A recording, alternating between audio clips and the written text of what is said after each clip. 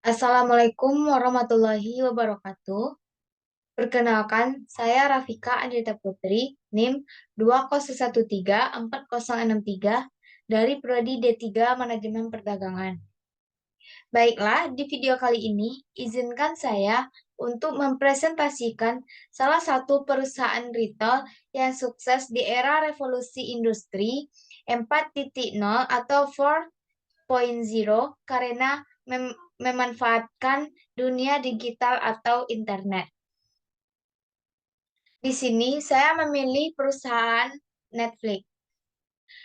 Netflix merupakan suatu platform streaming berbayar yang menjadi primadona bagi pecinta film.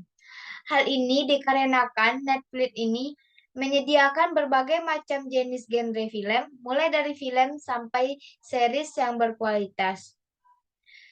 Netflix ini semakin terkenal dan semakin banyak digunakan sejak terjadinya lockdown yang diakibatkan adanya pandemi COVID-19, di mana semua orang dilarang untuk keluar rumah yang mengharuskan mereka berdiam diri di rumah, sehingga mereka harus melakukan pekerjaan atau kegiatan di rumah.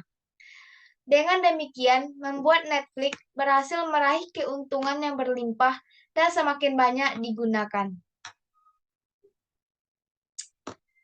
Sejarah Netflix.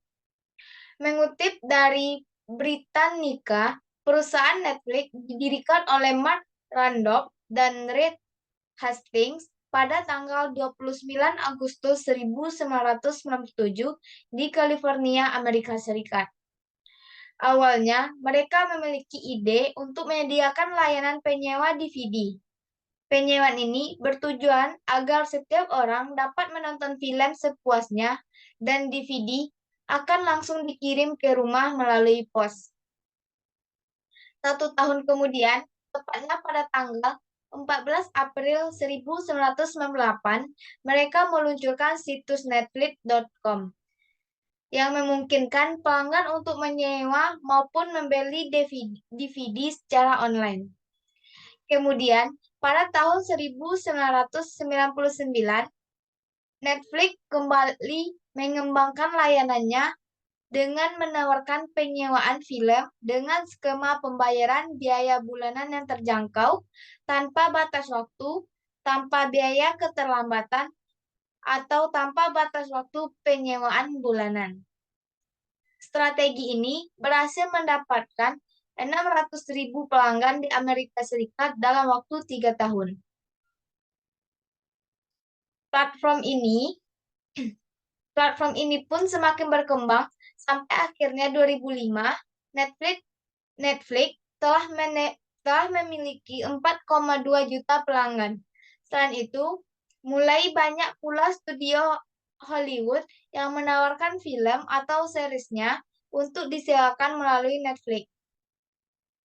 2 tahun kemudian, tepatnya pada tahun 2007, Netflix secara resmi memperkenalkan layanan streaming film dan serial TV.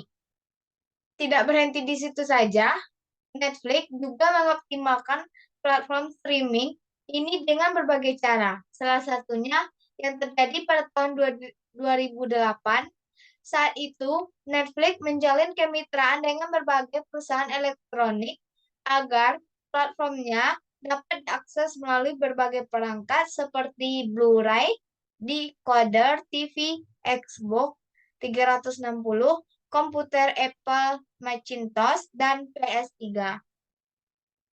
Lalu, sejak tahun 2010, Netflix mulai tersedia di Apple iPad, iPhone, iPod Touch, dan the Nintendo Wii. Pada tahun yang sama, situs penyedia layanan streaming ini membuka cabangnya di Kanada, Amerika Latin dan Karibia, Britania Raya, dan Irlandia. Pada tahun 2011, Netflix mengumumkan akan mulai membuat konten sendiri dengan menghabiskan dana sebesar 100 juta US dollar setara dengan 1,481 triliun. Mereka memproduksi House of Cards yang disutradarai oleh David Fincher dan dibintangi oleh Kevin Spacey. Serial sepanjang 26 episode tersebut ditayangkan pada tahun 2013 dan langsung menjadi serial terpopuler. Pada tahun selanjutnya, Netflix pun semakin terbang tinggi.